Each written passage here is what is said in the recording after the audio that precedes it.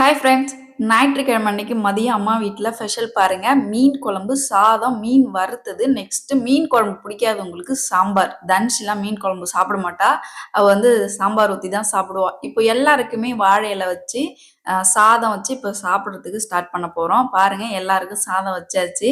எல்லாருமே மீன் குழம்பு தான் ஊற்றிக்கிட்டோம். தன்ஷி மட்டும்தான் சாம்பார் ஊற்றி சாப்பிட்டுட்டு இருக்கா. மதியம் கரெக்டாக ஒரு மணி போல் நாங்கள் இப்போ சாப்பிட்றதுக்கு உட்காந்துருக்கோம். இப்போ சாப்பிட்டு முடிச்சதுக்கப்புறம் நம்ம பழைய வீட்டுக்கு போக போகிறோம். சீட்டி போட்ட வீட்டுக்கு போயிட்டு வீடெலாம் எப்படி இருக்குன்னு அப்படியே சுற்றி பார்த்துட்டு வரலான்ட்டு இப்போ வந்து பசங்களை சாப்பிட சொல்லியிருக்கேன். யார் யாரை கூட்டிகிட்டு போக போகிறோன்னா தன்ஷியும் ஸ்வேதாவை மட்டும் தான் கூட்டிகிட்டு போக போகிறேன். நான் சாப்பிட்றதுக்காக இப்போ சாதம் போட்டு மீன் குழம்பு ஊற்றி மீன் வச்சிட்டேன். இப்போ சாப்பிட்டு முடிச்சுட்டு பசங்களை கூட்டிகிட்டு கிளம்ப போகிறேன். இதுக்கப்புறம் தொடர்ந்து லைவாக வரும். வீடியோவை ஸ்கிப் பண்ணாமல் பாருங்கள்.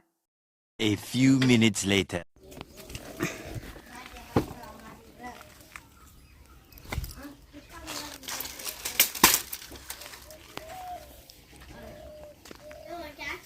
ஹாய் ஃப்ரெண்ட்ஸ், இன்னைக்கு பழைய வீட்டுக்கு வந்திருக்கோம். என்னென்ன செடி மரங்கள் இருக்குன்னு பார்க்கலாம்.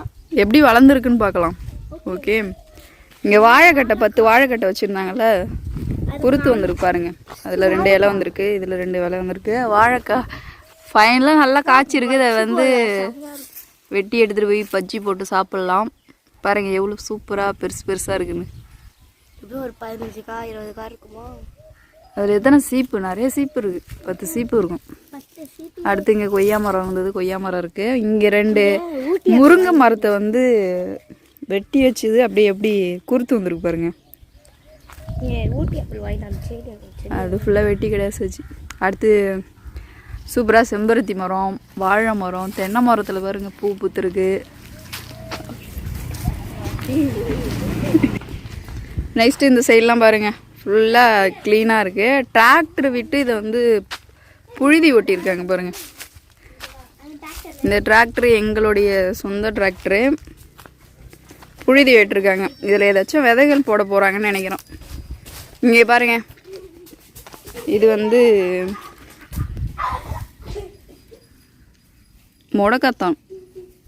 முடக்கத்தான் கீரை. இந்த சைடெலாம் தொடப்பத்தை வந்து அழகாக வந்து சீவி காய வச்சுருக்குறாங்க எங்கள் மாமனார்.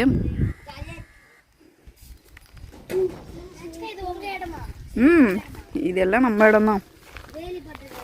ஆஹா, அந்த வீடு வரைக்கும் அங்கே ஒரு 4 துண்டு, 2 ஏக்கர் இதில் சொந்தம். நம்ம இடம் 2 ஏக்கர் 4 வயல். சுவேதா பார்த்தீங்கன்னா இப்போ வந்து புழுதி ஓட்டுறதுக்காக ட்ரக்கில் ஏறி உட்காந்து ஓட்ட போகிறாங்க. அப்படியே ஒரு ரவுண்டு ஓட்டிட்டு வந்து சுவேதா அப்படியே சூப்பராக கட் பண்ணி புழுதி ஓட்டிடு. இதுதான் புழுதி ஓட்டுற கலப்பை. மாடு வச்சு ஓட்டுவாங்க. இந்த மாதிரி டிராக்டரில் கட்டி இழுப்பாங்க. மாடு ஓட்டுறதுக்கு வந்து அது வேற புழுதி, சின்ன கலப்பையாக இருக்கும். இது பெரிய கலப்பை. இதில் ஏதோ விதைகள் வந்து விதைக்க போகிறாங்கன்னு நினைக்கிறோம்.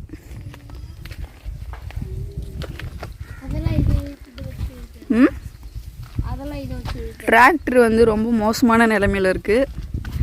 இதுக்கு மேலே இருந்த அந்த 2 காணும். காற்று இந்த வெயிலையும் பாருங்கள் எவ்வளோ சூப்பராக காற்றடிக்குது. எது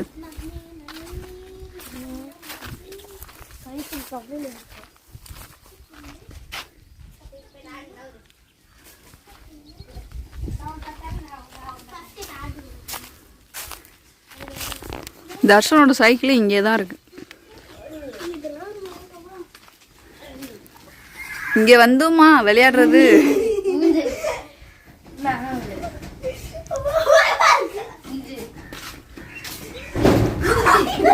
கீழே விழுந்துட போறீங்க.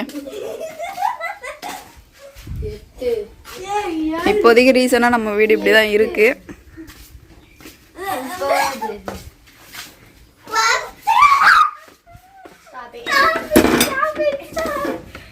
வீட்டுக்கு பின்னாடி பார்ப்போம் வியூ எப்படி இருக்குன்னு பாருங்க.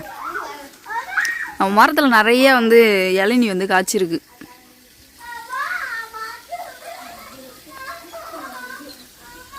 நிறையா இருக்கு பாருங்க. ஃபஸ்ட்டு நம்ம வீட்டில் இந்த மரத்தில் தான் பூ வச்சுருந்தது. பாலத்தள்ளி காய்ச்சிருந்தது. நல்லா இருக்குது. நல்லா பாருங்க. அந்த சைடு இருக்குது. கொஞ்சம் பிஞ்சியாகவும் இருக்குது, கொஞ்சம் முத்தலும் இருக்குது.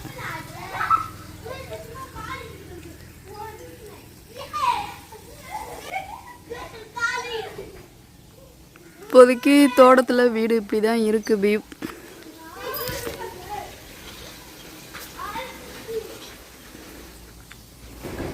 எல்லா மரத்துலேயும் பாலத்தள்ளி இருக்குது. இந்த ஒரு மரத்தை தவிர அந்த மரம் 3 மரத்துலேயும் பாலத்தள்ளி இருக்குது.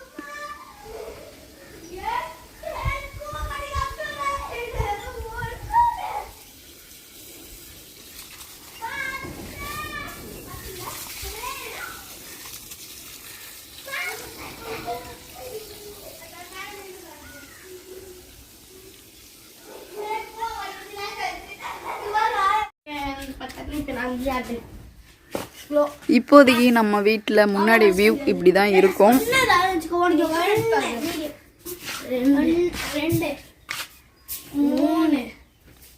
வெயில் பயங்கரமாக இருக்கணும். வெயில் அடித்தாலும் நம்ம மரம் நிறையா வச்சது இங்கே நல்லா கூலிங்காக இருக்கு.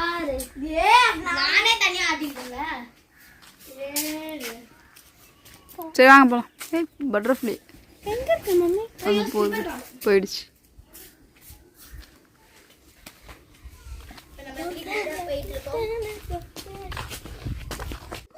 பாட்டு போடுறதுக்கு நம்ம வந்து மைக் செட்டை போய் கூப்பிட்டு வர வேணாம். நீங்கள் 2 பேரே போதும். புனல் மாதிரி அழகாக பெருசாக இருக்குது, சூப்பராக இருக்குது. அதை எடுக்காதீங்க, அப்படியே வாங்க.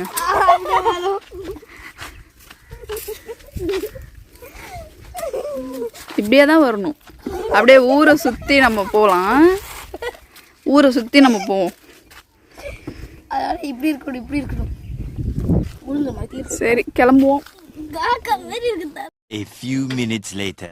திரும்ப இப்போ அம்மா வீட்டுக்கு வந்தாச்சு. இங்கேருந்து ஊருக்கு இதுக்கப்புறம் கிளம்ப வேண்டியதான். டைம் 3 மணி போல் ஆயிடுச்சுங்க. இங்கேருந்து கிளம்புனா வீட்டுக்கு வந்து 4 மணிக்கெல்லாம் 4:30க்கு சிதம்பரம் போயிடலாம். பசங்களை பாருங்க, செம்ம என்ஜாய்மெண்ட். இன்னைக்கு சண்டே, அதுவுமா பிள்ளைங்க வேற லெவலில் விளையாண்டுட்டு இருக்காங்க. நம்ம பசங்க விளையாடுறத பார்த்துட்டு பக்கத்து வீட்டுல இருந்து 3 பசங்க வந்திருந்தாங்க. சூப்பரா அவங்களுக்கும் என்ஜாய்மெண்டா இருந்துச்சு. பாருங்க, கூட்டத்தை பார்க்கும்போதே உங்களுக்கு தெரியும், பசங்கலாம் நல்லா விளையாண்டுட்டு இருந்தாங்க. ஏன்னா நம்ம பசங்க வந்து பட்டாசுலாம் வெடிச்சிட்டு இருந்தாங்க. பட்டாசு சத்தம் கேட்டதும் பிள்ளைங்க வந்து, ஓ தீபாவளி நெருங்கிடுச்சு போல, பசங்க எல்லாம் வெடி வெடிச்சிட்டு இருக்காங்க, அங்க போய் நம்ம வேடிக்கை பார்க்கணும். அக்கா, தம்பி, இன்னொரு பாப்பா 3 பேரும் வந்துட்டாங்க. இங்க ஒரு பாப்பா இருக்காங்க பாருங்க, 3 பேரும் வந்துட்டாங்க. நம்ம பசங்க எப்போதுமே வீட்டுக்குள்ள விளையாட மாட்டாங்க, எப்பவுமே வெளியே தான் விளையாடுவாங்க. வெளியே விளையாண்டது இல்லாம பக்கத்து வீட்டுக்கு வந்துட்டாங்க. நானும் பிள்ளைங்களை காணுமேன்னு தேடிட்டு பக்கத்து வீட்டுக்கு வந்திருந்தேன். இங்க வந்து மணல்ல உட்காந்து விளையாண்டுட்டு இருந்தாங்க. இந்த வீடு வந்து பக்கத்து வீட்டு பாட்டி வீடு. நிறைய டைம் நம்ம வீட்டுக்கு சீரியல் பாக்குறதுக்கு இந்த பாட்டி வந்து வந்திருப்பாங்க. இப்ப இங்க பசங்க வந்து விளையாண்டுட்டு இருக்காங்க. முள்ளு குத்திக்கிட்டு ஏதாச்சும் பூச்சி போட்டு ஏதாவது கடிச்சிருமேன்னு பிள்ளைங்களை பார்த்து வீட்டுக்கு கூட்டிட்டு போறதுக்காக இப்போ வந்து எல்லாரையும் கூட்டிட்டு இப்போ வீட்டுக்கு வந்து விட்டுட்டு பால் கறக்கிறதுக்கு அம்மா கூப்பிட்டு இருந்தாங்க. பால் கறக்கிறதுக்காக ஒரு பாத்திரத்துல வந்து விளக்கெண்ணெய் வச்சிருக்காங்க. இப்ப மாட்டுக்கு காலில் வந்து கயிறு போட்டு கட்டுறாங்க பாருங்க. ஏன்னா மாடு வந்து பால் கறக்கும் போது உதச்சிடக்கூடாதுங்கிறதுக்காக கயிறு போட்டு கட்டுறாங்க. கண்ணுக்குட்டி போட்டு இப்ப 2 நாள் தாங்க ஆகுது. இன்னைக்கு அம்மா கிட்ட இருந்து சீம்பால் கேட்டிருந்தேன். இப்ப சீம்பால் எனக்கு எடுத்துட்டு போறதுக்காக இப்ப கறக்க போறாங்க. அம்மா எனக்கு ஒரு வேலை வச்சுட்டாங்க. ஒரு பயங்கரமான ஒர்க்குங்க. இந்த ஒர்க் வந்து மெயின்டைன் பண்றது ரொம்ப ஒரு கிரிட்டிக்கலான ஒரு சூழ்நிலைன்னு தான் சொல்லலாம். மாட்டோடைய மூக்கணாங்கயிறை பிடிச்சிட்டு நில்லு, நான் பால் கறந்து முடிக்கிற வரைக்கும் சொல்லிட்டாங்க. ரொம்ப பயமா இருந்துச்சு, எங்க முட்டி தள்ளிடுமானே. ஏன்னா இது ஃபர்ஸ்ட் டைம் நம்ம வந்து மாடு கிட்ட போய் நிக்கிறதுலாம். ஆல்ரெடி எங்க மாடு வந்து சும்மாவே முட்டும், சொல்லவே வேணாம். இந்த கண்ணுக்குட்டி வேற எட்ட போய் நிக்குது. பக்கத்துல இருந்தாலும் பரவாயில்ல, ஏதோ முட்டாது, கண்ணுக்குட்டி இருக்கேன்னு அதுக்கு கொஞ்சம் மனசுல தைரியம் இருக்கும். கண்ணுக்குட்டி போய் எட்ட நிடுவோம், அது குழந்தைய நம்ம கடத்திட்டு போயிடுவோமோன்னு பயத்துல வேற முட்டிடுச்சுன்னா என்ன பண்றதுன்னு நான் பயந்துட்டு நிக்கிறேன். நம்ம பசங்க வேற வந்து சத்தத்தை போட்டு எனக்கு இன்னும் பயத்தை உண்டாக்கிட்டு இருக்காங்க. ஏன்னா அவங்க சத்தம் கேட்டாலும் பிள்ளைங்க சத்தம் போட்டாலும் கண்டிப்பா மாடோட கண்ணுக்குட்டிய தூக்கிட்டு போக போறாங்க அப்படின்னு நினைச்சிட்டு கண்டிப்பா ஒரு உத விட்டுரும். அம்மா கயிறு போட்டிருக்காங்க, இருந்தாலும் நான் மூக்குனா கயிறு பிடிச்சிருக்கேன். தலையை இப்படி இப்படி ஆட்டுச்சுன்னா சோலி முடிஞ்சுது, நம்ம அங்கேயே விழுந்து அடிபட வேண்டியதான். ஃபைனலா பாருங்க, அம்மா வந்து இப்ப பால் கறந்துட்டு இருக்காங்க. சீக்கிரம் கறந்து முடிங்கிற மாதிரி தான் நாங்க வந்து மூக்குனாங்கயிறை பிடிச்சிட்டு நிக்கிறேன். ஒரு 10 நிமிஷம் கிட்டத்தட்ட நின்னேன். பால்லாம் இப்ப கறந்து முடிச்சதும் அம்மா மூக்குனாங்கயிறை விட சொல்லிட்டாங்க. விட்டுட்டு எட்ட உடையந்துட்டேன். அதுக்கப்புறம் அம்மா வந்து இப்ப அது காலில் இருந்த கயிறை அவுத்துட்டு மாட்டுக்கு வந்து தண்ணி வச்சு கட்டிடுவாங்க. கண்ணுக்குட்டி அந்த கார்னர் உள்ள அந்த வைக்க போற கிட்ட போய் அங்க படுத்திருக்கு. கண்ணுக்குட்டி கூட இருந்தாலும் பிரச்சனை இல்லை, அது எட்ட போனதுனாலதான் நமக்கு பயம் வருது. கண்ணுக்குட்டி கூட இருந்துச்சுன்னா மாடு கொஞ்சம் அப்படியே சாந்தமா இருக்கும். பாருங்க, 1 லிட்டர் கிட்டத்தட்ட இப்ப வந்து சீம்பால் வந்து கறந்து கொடுத்துட்டாங்க. இதை வந்து வாட்டர் பாட்டில ஊத்தி ஊருக்கு எடுத்துட்டு போக வேண்டியதான். அடுத்து விளக்கெண்ணெய் இதுலதான் வச்சுட்டு அம்மா வந்து டெய்லியும் பால் கறப்பாங்க. இன்னொரு வாளி ஒண்ணு வச்சிருப்பாங்க, சிலூர் வாளி. அந்த வாளியிலையும் கறந்து ஸ்டோருக்கு எடுத்துட்டு போவாங்க. இதுக்கப்புறம் அம்மா ஸ்டோர்ல பால் போடுவாங்க. நம்ம ஊருக்கு வந்து போனோம்னா தயிர் பால் இங்கேருந்து எடுத்துட்டு போலாம். காலையில கறந்த பால் இருந்துச்சு. வா போயிட்டு ஏரியில ஊத்திட்டு வரலான்ட்டு அம்மா கூப்பிட்டுருந்தாங்க. பாருங்க அந்த பாத்திரத்துல இருக்கிறத வந்து ஏரியில ஊத்தணும். சின்ன பாத்திரத்துல இருக்கிறது வந்து ஒரு அக்கா வீட்ல கேட்டிருந்தாங்க. சீம்பால் அவங்ககிட்ட குடுக்கும் அப்படின்னு சொல்லி, இப்ப அம்மாவ கூட்டிட்டு ஏரிக்கு வந்துட்டேன். அந்த பால வர வழியில குடுத்துட்டு தான் வந்தோம். இதுதாங்க எங்க ஊரு கட்டேரின்னு சொல்லுவோம். இந்த வாய்க்கால்ல தண்ணி நெறையா போகும். அப்போ வந்து இதுல மாடு கழுவுறதுக்கு யூஸ் பண்ணுவாங்க. மத்தபடி எதுக்குமே யூஸ் பண்ண மாட்டாங்க. எங்க ஊர்ல இருக்கிற விளாங்கா மரம் பாருங்க. நெறைய விளாம்பழம் இருக்கும். சின்ன வயசுல இங்க இருந்து அடிச்சு பொறுக்கி சாப்பிட்டுருக்கோம். பழத்த பாருங்க விளாம்பழம். இதெல்லாம் நெறைய இப்ப காசு குடுத்து தான் வாங்கி சாப்பிடுறாங்க. இந்த மாரி கிராமத்து பகுதியில தான் விளா மரம்லாம் நெறைய நம்ம வந்து பார்க்க முடியும். எங்க ஊர்ல ஒரு ஒரு விளா மரம் இருக்கு. இப்ப அம்மாவும் ஏரியில பால ஊத்திட்டு வந்துட்டாங்க. சீம்பால் வந்து ஏரியில தான் ஊத்தணும்னு சொல்லுவாங்க. அதனால ஏரியில ஊத்திட்டு இப்ப வீட்டுக்கு வந்துட்டு, நம்ம மரத்துல இருந்த வாழைக்காய் பறிச்சு வச்சிருந்தாங்க. எலுமிச்சம்பழமும் பறிச்சு வச்சிருந்தாங்க. வீட்டுக்கு பின்னாடி இருக்கு. நெக்ஸ்ட் வந்து மீன் குழம்பு எடுத்து குடுத்துருந்தாங்க. சர்க்கரை இல்லன்னு சொல்லியிருந்தேன். துவரம் பருப்பு இல்லன்னு சொல்லியிருந்தேன். இது 2மே அம்மா கிட்ட இருந்துச்சு. அதையும் எடுத்துக்கிட்டேன். சீம்பால் 1 லிட்டரு, அடுத்து பால் 1 லிட்டர் வாங்கி வச்சிருந்தாங்க. இது எல்லாத்தையும் எடுத்து இப்ப டிக்கில அரேஞ்ச் பண்ணியாச்சு. இதுக்கப்புறம் கிளம்ப வேண்டியதான். பசங்கலாம் பாய் சொல்லிட்டு இருக்காங்க. நெக்ஸ்ட் வந்து அம்மா போகும்போது முருங்கைக்காய் இருக்கு பறிச்சுட்டு போ, சாம்பார் வைக்கிறதுக்கு யூஸ் ஆகும் அப்படின்னு சொல்லியிருந்தாங்க. சரி பறிச்சு கொடுங்கம்மான்னு அம்மா கிட்ட கேட்டிருந்தேன். அம்மாவும் நம்ம வீட்டுக்கு முன்னாடி இருக்கு பாருங்க. இது நம்ம வீட்டு முருங்கை மரம். அம்மா நிக்கிற இடம் வந்து நம்ம வீட்டு குப்பை குழி. வீட்டுல மாடு சாணம் போறதெல்லாம் எடுத்துட்டு வந்து வீட்டுக்கு முன்னாடியே தான் குப்பை குழியில தான் கொட்டுவாங்க. அது நல்லா ஃபுல்லா ஸ்டோர் ஆனதுக்கு அப்புறம் வயலுக்கு வந்து டிராக்டர் வச்சு அந்த குப்பையை அள்ளிட்டு போயிட்டு எருவா பயன்படுத்திப்பாங்க. பாருங்க இப்ப முருங்கைக்காய் வந்து பறிச்சு குடுத்துட்டாங்க. குறைஞ்சது ஒரு 5, 6 முருங்கைக்காய் இருந்துச்சு. இப்ப நம்ம டவுனுக்கு போனாலே காசு குடுத்து தான் முருங்கைக்காய்லாம் வாங்கி ஆகணும். இங்க நம்ம கிராமத்துக்கு வந்தோம்னா, எது எது கிடைக்குதோ அத எல்லாத்தையும் எடுத்துட்டு போறது நமக்கு தான் யூஸ்ஃபுல்லா இருக்கும். இப்ப பாருங்க ஒரு 5, 6 முருங்கைக்காய் கிடைச்சுச்சு. இது ஒரு 2 சாம்பார் வச்சோம்னா கரெக்ட்டா இருக்கும்.